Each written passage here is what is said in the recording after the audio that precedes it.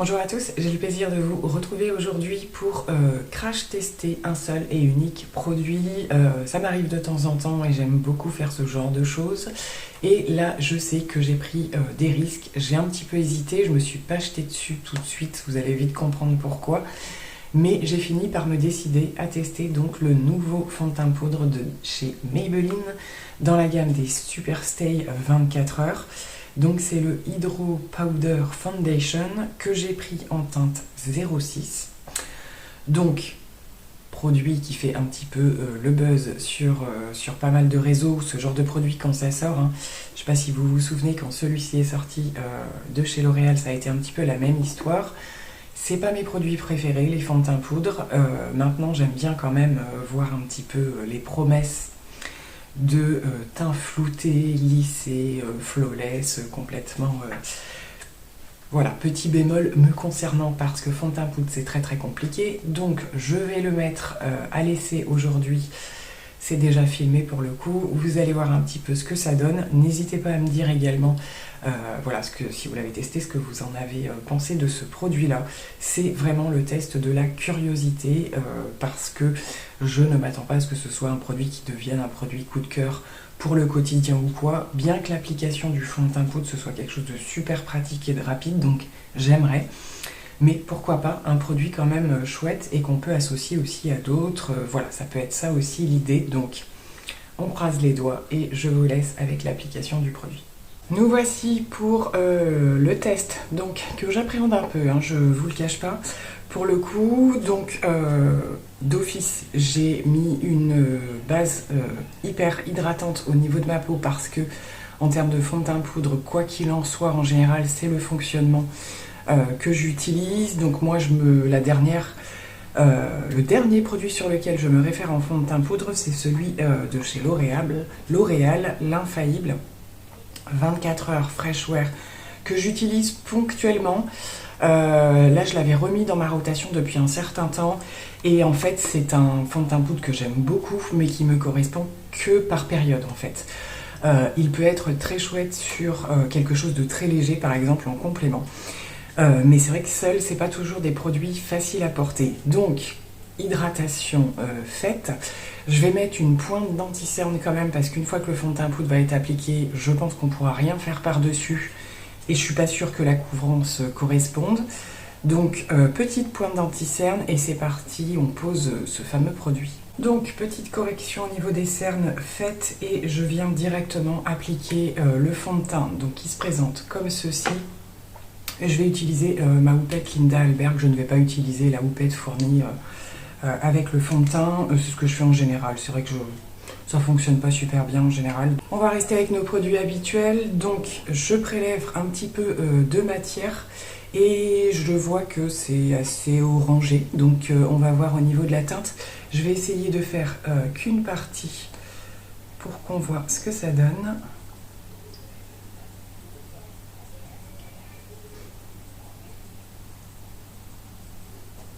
Donc au niveau des revues que j'ai pu voir, c'est vrai qu'on n'a pas tout de suite une extrême couvrance. J'ai vu quand même pas mal de personnes qui l'ont construit, son teint. Alors au premier dépôt de matière, c'est pas mal quand même au niveau couvrance. C'est vrai que c'est peut-être pas autant qu'avec le L'Oréal. Et puis au fur et à mesure que j'estompe, c'est vrai qu'on perd un petit peu en couvrance. Qu'est-ce qu'on aurait à dire sur ce premier passage? C'est pas vilain, c'est pas vilain. Moi, c'est venu un petit peu me lisser quand même cette partie-là. C'est venu un petit peu flouté, ouais, je trouve. Est-ce que ça me marque un peu? Je pense que j'ai pas prélevé suffisamment de... Je vais y repasser avec un peu plus de produits. Je pense qu'il y a des endroits où ça va marquer. Clairement, même si j'ai bien hydraté, je vois que cette partie-là, ça commence un petit peu à marquer. Le pire risque d'être de l'autre côté, où j'ai le plus de choses à camoufler. Eh bien, on va voir ça. On va faire un deuxième passage. Alors, toujours que la moitié du visage de fait. Je pense que vous voyez au niveau... La teinte est pas mal, franchement, elle est un tout petit peu chaude, mais c'est pas trop mal. Il n'y a pas trop d'écart par rapport à ma carnation, ça me fait pas un truc orange.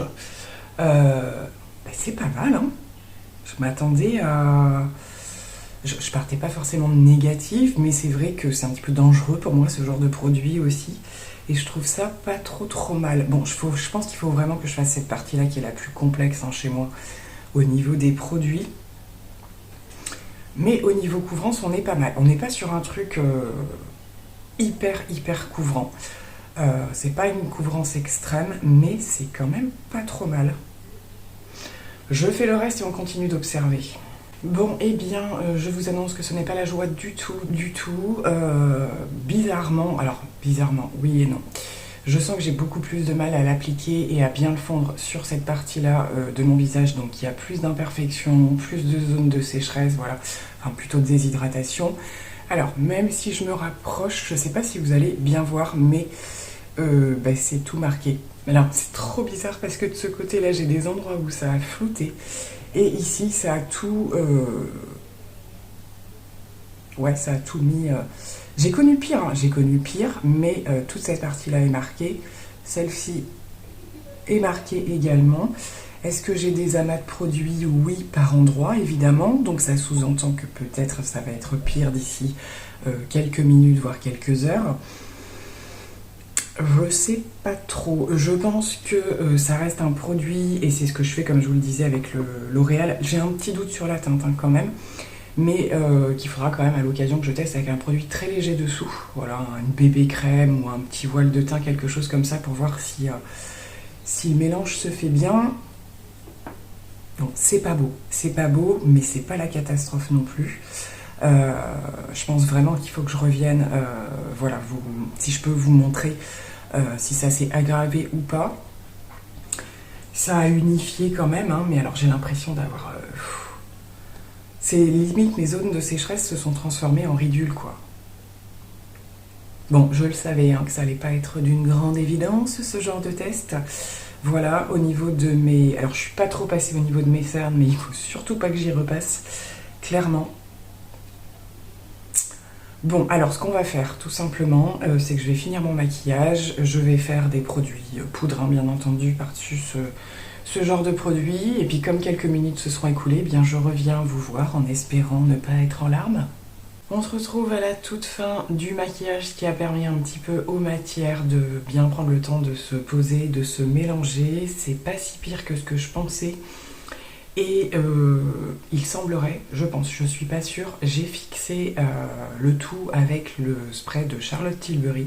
Donc le airbrush, dans la gamme des airbrush. Et j'ai l'impression qu'il a un petit peu sauvé la mise... sur l'ensemble du fonctionnement des produits. C'est ce qu'il a déjà tendance à faire avec mes autres produits. C'est vraiment pour moi un spray qui fond les matières entre elles et qui fait un fini vraiment chouette. Et ça a un petit peu calmé les choses. J'ai pas trop vu une grosse dégradation par rapport à ce que je vous ai dit là une fois que je l'avais appliqué. Maintenant, par rapport au retour que vous aurez, je sais pas trop ce que ça donne, mais c'est pas très beau non plus.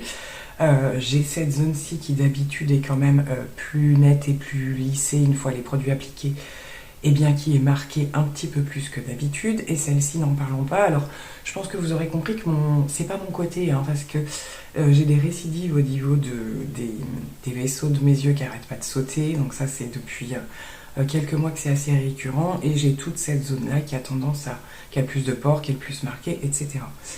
Donc on a pas mal de ridules et ça va pas être beau en fin de journée, un petit peu moins de ce côté-là.